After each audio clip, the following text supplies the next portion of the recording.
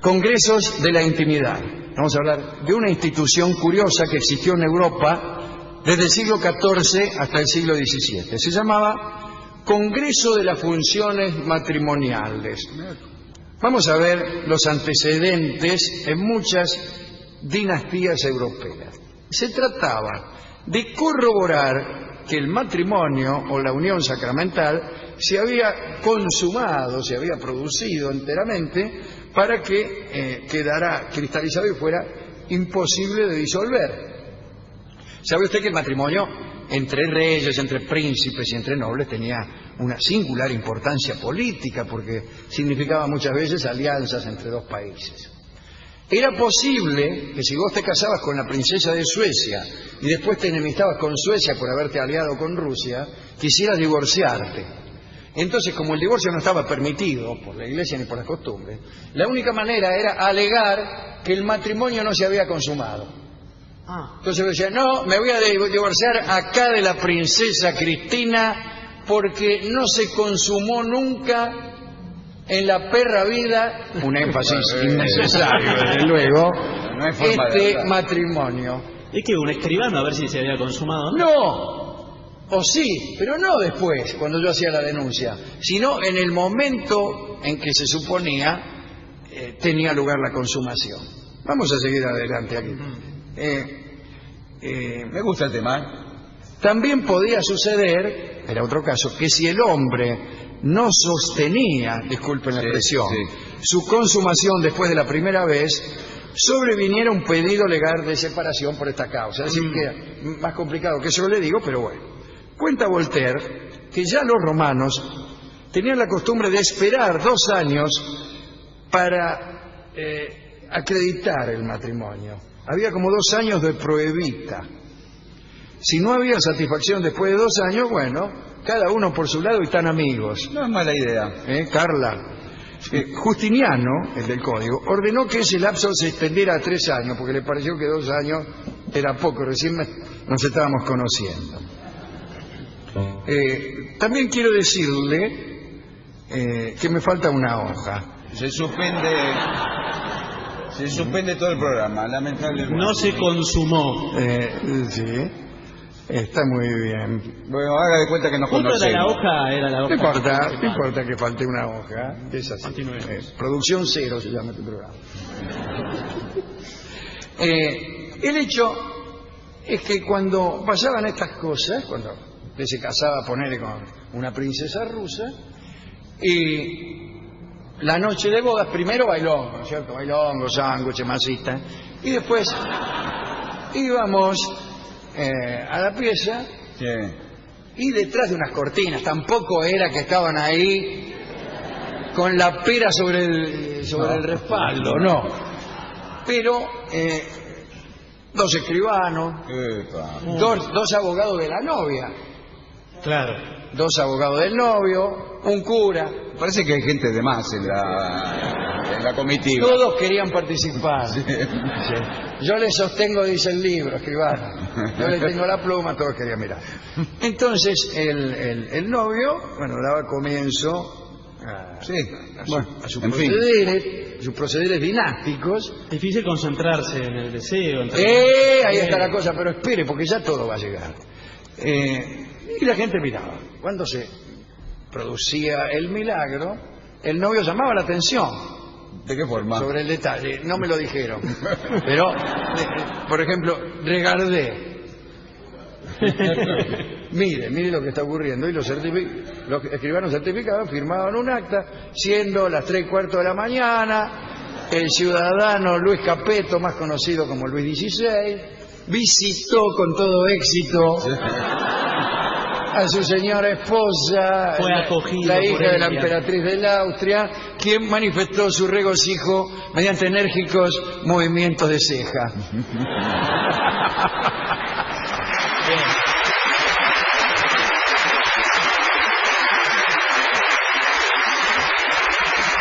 Ahora bien, como dice usted, en algún momento ese público solía molestar un poco. Y sí, pero hay caras de el que se casaba ya sabía Ya sabía que el casamiento, al menos para ciertas clases sociales, era eso. O sea que formaba parte del ritual el tener unas 6, 7 o 15 personas en la pieza. Ojo que si tenés el público a favor. Sí, lo peor es que algunos tenían el público en contra, ¿no? Ese es el problema. Entraba el tipo, empezaban los prolegómenos, ¿no? Nunca te dijeron que X, sabías que... Y corrían apuestas y ese tipo. Y el público empezaba... y así, ahí sí, que no hay dinastía que se salve. Ahora, muy bien, en aquella época, o en muchas épocas en realidad, algunos hombres que no podían amar a sus esposas se consideraban a sí mismos como hechizados. Esos hechizos eran muy famosos desde la antigüedad. En muchas de las notas legales y en la literatura aparecen. Eran como la inversa de un gualicho al revés. Una bruja te hechizaba para que vos no pudieras desempeñarte en la función amorosa. Muchas víctimas, o muchos que en estas pruebas que acabamos de citar resultaban aplazados, alegaban padecer este tipo de encantamiento. Entonces, antes de deshacer el matrimonio, si venía el tipo y dice, usted no se desempeñó bien, etcétera, etcétera, vamos a deshacer el matrimonio, el tipo decía, momento, estoy hechizado. Entonces, era como un pido gancho. Claro. Estoy hechizado. Hay un antecedente extraño en la historia cristiana. El Papa Alejandro III concedió una vez a un marido la posibilidad de conseguir otra esposa por no poder emprender el comercio carnal. El comercio carnal parece una carnicería más que... Este decreto parecía dictado por alguien más preocupado por aumentar la población que por el carácter indisoluble del matrimonio eclesial. Y Voltaire se pregunta cómo es tan poco conocida esa ley de un papa y cómo es que los maridos no se lo saben de memoria. Pero vamos puntualmente a algunos casos concretos de este Congreso de Funciones Maritales. Por ejemplo, en la historia de Francia hay un caso que es el más famoso. Enrique IV de Francia tenía un amante, Gabrielle d'Estrées se llamaba, un amante, pero ella estaba casada con un señor que se llamaba Nicolas d'Amerval.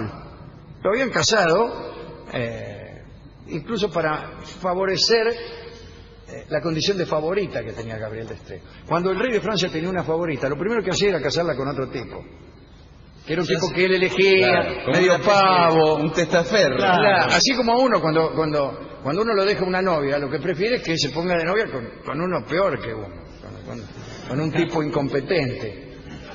Bueno, del mismo modo, el rey de Francia casaba a sus amantes con un tipo incompetente. Esta Gabrielle d'Estrées, que era bellísima, también, y lo digo fuera de programa, ahora que estamos solos, Sí, dígalo. marcaba 1.36 la milla. Y fue esta la protagonista de aquella famosa anécdota del amante abajo de la cama. Gabriel tenía un amante y en una de ellas estaba con el neato, que era un noble llamado Bellegarde de apellido. Y dice, viene el rey, y el Bellegarde se escondió abajo de la cama. No quisiera ser Bellegarde. Y llegó Enrique de Navarra, Enrique IV, aquel que dijo la frase París bien vale una misa, porque se convirtió para ser rey del protestantismo al catolicismo. Viene y se acuesta con la mina. ¿Qué tal? ¿Qué sé yo? Está lindo para X.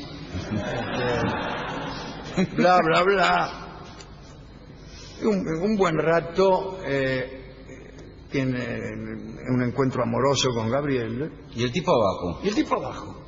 El Bellegarde abajo. Y Enrique muy contento, el rey. ¿Qué sé yo? Por ahí manda a pedir a un sirviente unos caramelos, unos dulces. Y el sirviente le trae unos dulces y el rey, lo más contento en la cama, a morfar dulce. Y está morfando y por ahí tira 4 o 5 para abajo de la cama. Y después se levanta y se va a la risotada. Extraordinario. Muy bien. Extraordinario. Mucho nivel. Ese era el rey Enrique y ese era su amante, Gabriel, que estaba casada con un incompetente como el señor Damerval. Bueno, Enrique tuvo un hijo que se llamaba César con Gabriele, pero ese hijo legalmente no era hijo del rey, sino de Nicolás, que era el esposo que se le había elegido a Gabriele. En realidad había una total certeza respecto a la paternidad de Enrique, porque Gabriele no se unía a su esposo, por no decir otra cosa, desde hacía largo tiempo. Y Enrique estaba triste porque quería legitimar su paternidad para disfrutar más del chico, ¿no? En consecuencia, le pareció conveniente entablar los procedimientos necesarios para conseguir casarse con Gabriele. Quería casarse él con ella. Para eso ella debía divorciarse del tipo. Bueno, Gabriel, a petición del rey, le mandó al obispo de Amiens una súplica curiosa. Decía, por favor, dice, lea esto. Se declara que Gabrielle d'Estrées, a los 18 años, fue casada por la fuerza con Nicolás Damerval. Sin embargo, durante los últimos 2 años no ha vivido ni conversado con su marido, como se acostumbra a hacer entre personas casadas. Y eso, dice, decía Gabriel, era consecuencia de la impotencia del esposo. Convocado por el obispo, Nicolás Damerval respondió que su impotencia última se debía a una caída del caballo. Dice, me caí del caballo y me gustó. Ah, no. Me caí del caballo y me lastimé. Agregó que no había falta de amor ni de voluntad, que había intentado varias veces complacer a su esposa, pero Gabriel insistió, se declaró lesionada por no haber recibido el cumplimiento del débito conyugal. Y se inició un proceso que naturalmente divirtió mucho a la gente. Imagínense, un proceso, iban todos, estaba así de lleno. ¿Usted cuántas veces molesta a su esposa por semana? ¡Ah, ja, ja! Se reían todos. Gabriel creía que iba a conseguir la separación para casarse con el rey, pero por ahí, 3 meses después de iniciado el juicio, viene un día ante el juez Damerval y dice, muchachos, he recuperado mis facultades amatorias. No. ¡Oh! Dice, por lo cual podía recuperar también a su mujer. Entonces la justicia indicó que era necesario someterlo a pruebas del proceso íntimo. Claro, porque ¿cómo se dio cuenta que recuperó su capacidad? Discúlpeme, no sé. Con Gabriel no. Lo dijo, él lo dijo. Recuperé mis facultades, qué sé yo. Podría contestarle, pero bueno. Sí. El marido, entonces, acusado de no haber sido un compañero galante, era analizado por un consejo de notables degenerados, diría yo. Y entonces pasó lo que yo le conté.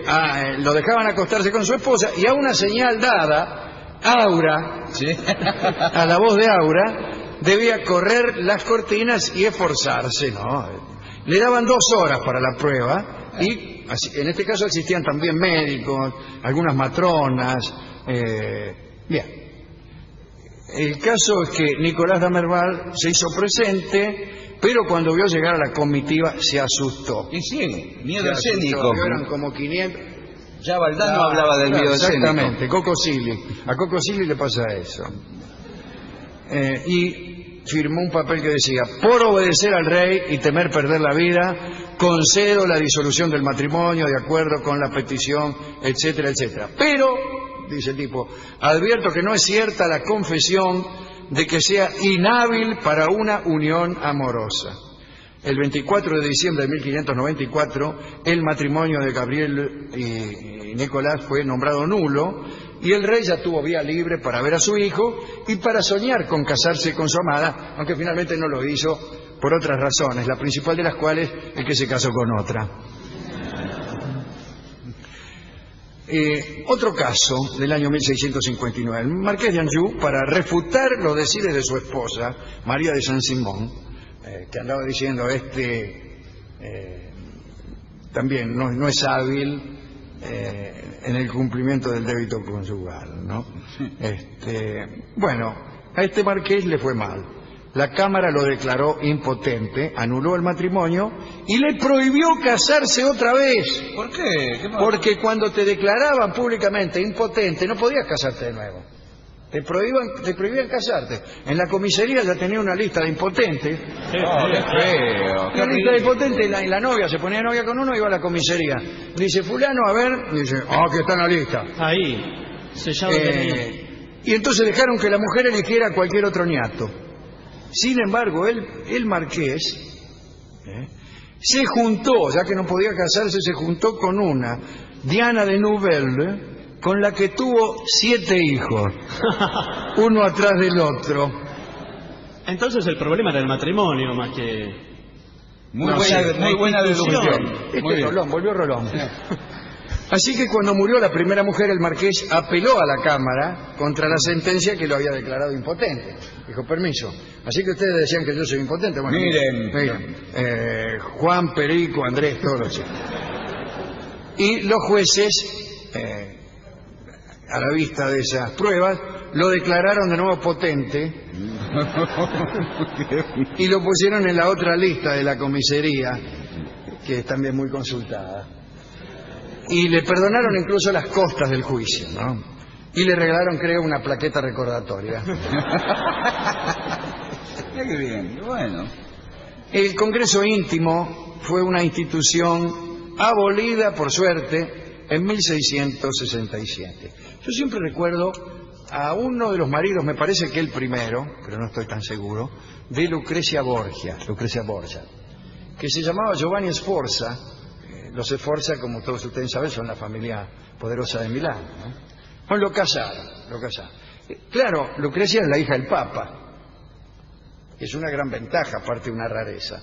Sí, una rareza en principio. Pero en aquel tiempo, sí. El Papa Alejandro, casualmente, ¿no?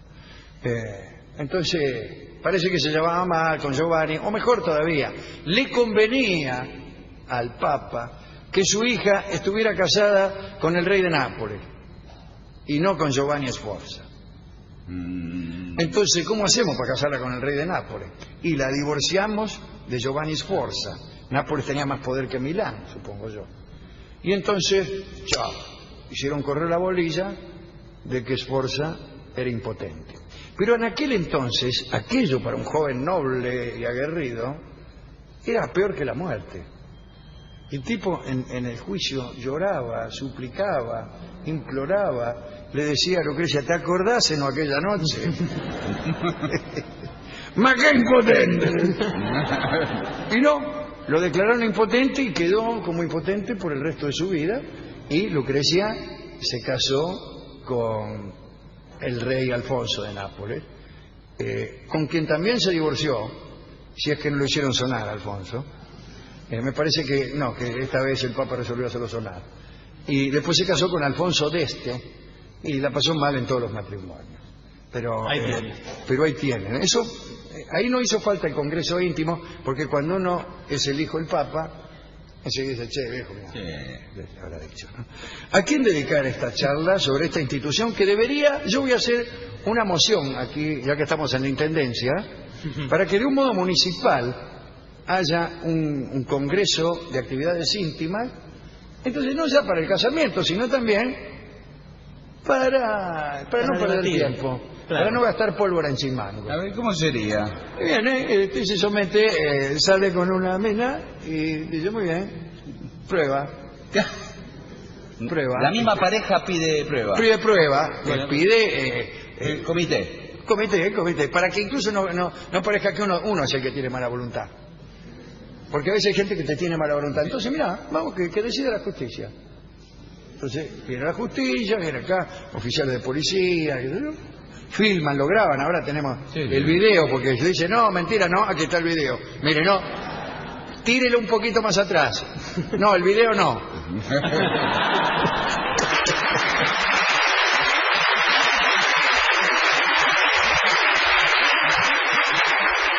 Bueno, vamos a formular una noción, entonces.